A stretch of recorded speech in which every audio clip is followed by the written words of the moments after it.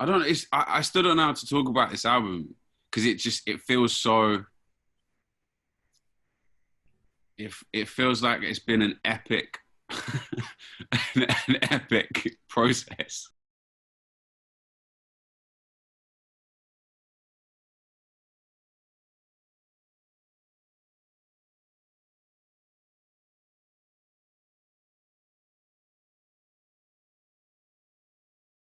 My name is Jacob, or Raleigh Ritchie, and I made this album with. I'm Chad. I guess my role in the album is headboardist, potentially. Vibe Tech. Vibe tech, chord lord, whatever you want to call it. That's great. You're responsible for some of those amazing chords. Partially. Chad is the key of chords. My name's Chris, and I am one of the producers of the album, along with Grades. And yes, I relied heavily upon Chad's ingenious musicality. Oh. My name's Rosie, and I wrote all the string arrangements for the album. And I consider myself to be a part-time therapist to Jacob, in that when he came around and talked about ideas, string ideas, I ended up with a notebook taking notes while he was telling me his life story, and which was brilliant, actually, because it just gave me so much inspiration. And I think that's what the album's about, right? It's about very personal and about your life. So Definitely. I feel honoured to have been able to listen to all your stories. We all know each other through kind of like quite boring channels in a way. Like I would say like none of us have just sort of met. Like we didn't like bump into each other in a crowded room and go, "Oh, hi." Like, hey, it's me. Yeah, but sometimes I think it's not about how you met. It's about when you met. So it's about what was going on in your life when you met. Sometimes it's about that. And then you realise people have come into your life at exactly the right moment. That speaks to something about this album that was like part of us working this out. I feel like there was a lot of that. Like there was a lot of like reduction and then re-adding things in and it was like simplifying things and then complicating things and then simplifying things and then complicate. Like that was just trying to figure out what was too much, what was too little. And I don't know. I still don't know how to talk about this album because it feels so. It feels like it's been an epic, an epic process. Journey. It was supposed to come out a year ago. Yeah. No. But how long ago was it? So I came to yours and Tommy's house, Rosie, didn't I? To play in June. Was that June of last year? Yes. Right. So the album was basically we had a track list, had the songs, but they were quite loose. You had all the songs. Yeah. You had all the songs. I feel like probably around that time everything was like kind of there, but then there was like a whole. I feel like anyway from my memory there was like an extra bit of process at the end that was like me and Jacob basically just going once we had the strings and everything, like going through everything again. And like I mean we changed quite a lot of stuff in those last few weeks, like when we were up with when we had deadlines with mixes and like mastering and stuff, we actually changed quite a bit in those last few weeks, but a lot of it wasn't really adding stuff, it was more taking stuff out or you know, just like taking small sections of songs out and moving stuff around. It wasn't really adding much stuff at that point. Yeah. Was because I think as well we spent like 6 months to a year adding like little flourishes and little things, and then we took most of it out, or we took whatever we were like adding to, we took that stuff out and then left the new stuff in or whatever. And like, I know Chad, you came in and played you came in and played some extra bits of piano and some chords. So just like. In that very room with Chris. Yeah. Yeah. That's the room that Chris is in is the room, well, one of the rooms that I think I've spent the most time in other than my house. Amazing. Yeah. A lot of the last minute stuff was done in here, and actually that what Chad's talking about is was actually on Squares, wasn't it? The last Yeah, time with Squares, yeah. Oh, that came out amazingly. Oh, thanks. That's just Yeah, so standout, that as track, well. isn't it? I mean, I always felt like so loud. I was just like, yes. Yeah, I mean, so good. The strings, as in every single song that you add your to, end up amazing because you are the only. You are. I mean, Jacob is the only artist that's not afraid to turn up my strings. Most other people are like, I encourage it. Honestly, it's the first note when we get next notes. Live as well, Rosie. Live as well. Yeah. The first thing I say is like the strings need to be up by about 100%. Turn up the strings and turn down the vocal. It just really adds a personality. I like the way the strings have become part of the sound.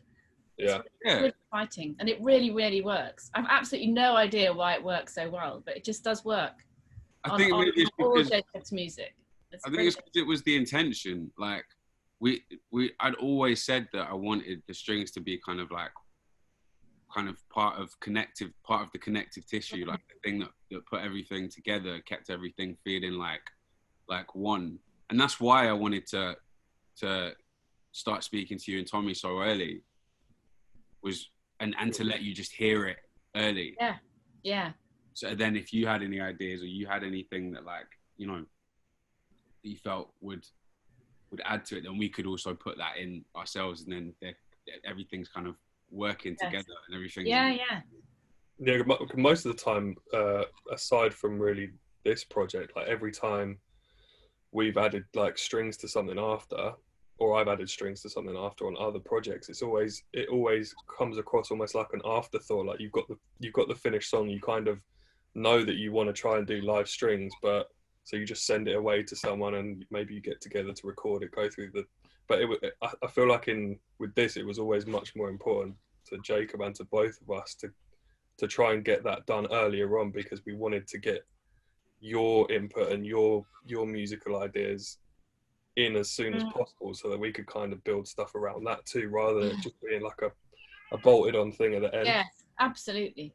And that worked really well. And I think it was really good, because what we did was we just recorded 2 songs at a go, and then we'd have a few weeks of break, and then we'd do 2 more. And I think even that was a good idea, because then it just gave, I think, because the songs are so deep and they're so incredibly personal and honest, that I think everything that all of us added had to be absolutely the right thing to complement that.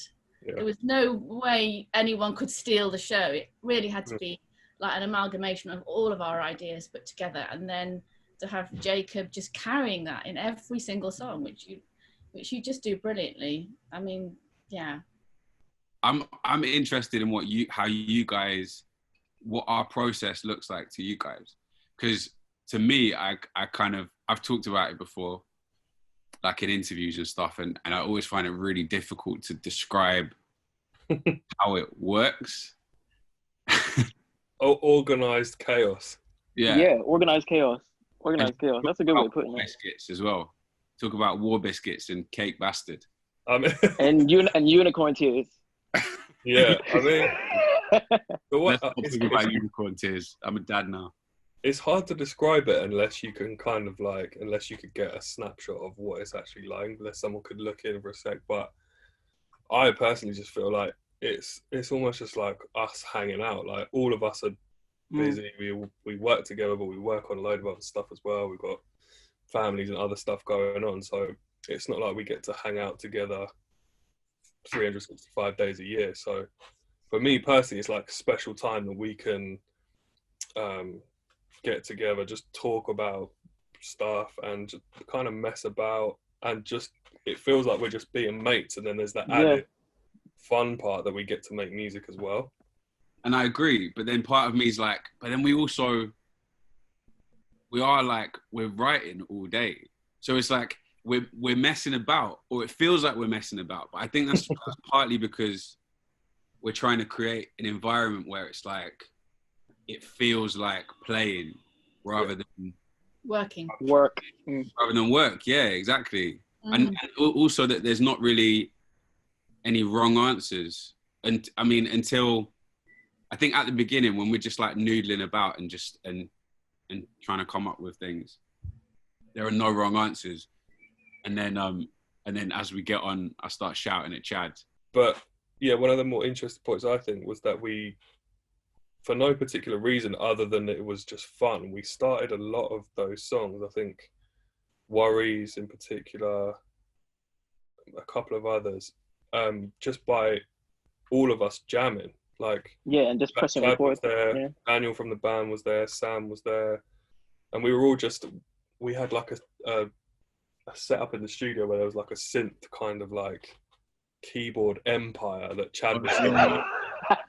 And we could just plug in different sounds. And we spent loads of time just finding kind of weird sounds that we liked and recording everything, and then just going on a jam for like 15 minutes or more sometimes. 15 minutes? Yeah, sometimes 45 minutes. Sometimes like 6 hours. We're just like...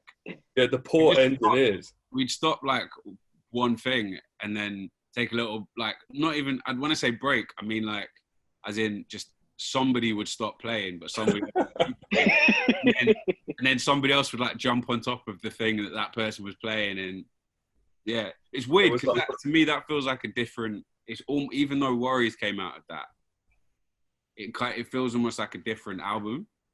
I want to talk a little bit, I know it's a bit awkward maybe, but I want to talk a bit about Big and Scared, because I've never really had like a recording experience like that, where it felt like therapy. But you guys were really like, I don't think this is gonna sound strange, but like I felt really held by you guys. Like I felt like we started the idea, started just messing about in the Melodyne, and then I went outside for a bit and wrote the lyrics. And you guys, I think you guys could tell that I was writing something that was going to be quite difficult to talk about. And then went in. Do you remember I brought that chair into the booth? Yeah, brought a chair into the booth and had a little Capri Sun. And I was like, oh no, he's sitting down. This is going to be a deep one. Yeah. But yeah, and then we recorded it. I had to cry while recording, and I came out, and everyone was silent, and nobody said anything for a really long time. And I think we just went to bed. I think it was like. I don't even remember what happened after that. I guess the reason I'm telling this story as well is because I think, like, I wouldn't have been able to write that song if it wasn't for that. Like, for you guys being, like, making the space and also just being open to, like, us going in. Like, sometimes I think about, like, how I write lyrics, and I'm like, oh, it's kind of weird because I just basically just, like, fuck off for, like, 20 minutes, half an hour sometimes. I'll just go outside and just be on my own for a bit and then come back in, and I'm like, oh, here you go then. And I'm like, not here you go then, but, like, you know. And I always feel like, oh, it's not very collaborative. Like, I like to sort of write things on my own in that, like, in terms of lyrically. But actually, when I think about that song and I think about a lot of the other songs, every song on this album pretty much, it's like, it's not that, because it's also about the space that we make for each other to try things. Like, sometimes, Chris, you were working something out, and it's just about, like, us giving you the space to mess about with drums, or, like, that's what you do, right? Yeah, something like that. Yeah. And and then Chad, it was like, sometimes it was just about, like, you being able to figure out some weird chords, but also, like, I know sometimes it was the opposite of that, and I was just, like, hovering over you, like, try that one. Okay, next key along. And that's probably not very supportive. It is, because, I mean, just from touring with you, man, like, it's amazing to see how, me personally, just learn your sound on the road, and then I guess to evolve that in the studio, and just, it's for me personally, it's super trippy, bro. Honestly, it's super, super, super trippy, and I'm just privileged and honored, and It's crazy, man. My role, because I don't go on these extended sleepovers like you lot. You're welcome to, though. That's a great way of describing it. I don't have that luxury. So I think because of that, I have to take everything I can get from you, because I think we had a meeting that we spent the day, we went through everything, and I have to just glean everything I can from that, and I can do that really quickly. I've got better at reading people and what's going on for them quickly, so that as long as I can tune in to how you're feeling and how you felt and the situations that you've been in your life, and I grab onto that literally and hold it and then take it into, and so when I sit down, it sounds a bit morose really, but I have to put myself into your shoes every time I start work. So I literally get myself into your headspace, and I try and feel how it must have felt for you, particularly in Big and Scared. And I think just going back to what you were talking about, your amazing work process, I think a lot of that to me was you felt so comfortable with Chad and Chris that you were able to bare your soul. So, and that, even like you say, you went off on your own to write the words. You felt, the connection that you'll have meant that you were able to do that in front of them and record it and all of that, which I think is amazing. So you're actually incredibly good at communicating what's gone on for you. Everybody here, and there's lots of other people as well that aren't here that did just a beautiful job, and I appreciate you. And thank you for helping me to articulate some difficult stuff on this album. And thank you for your support and your love. And I love you guys. And let's get started on the next one.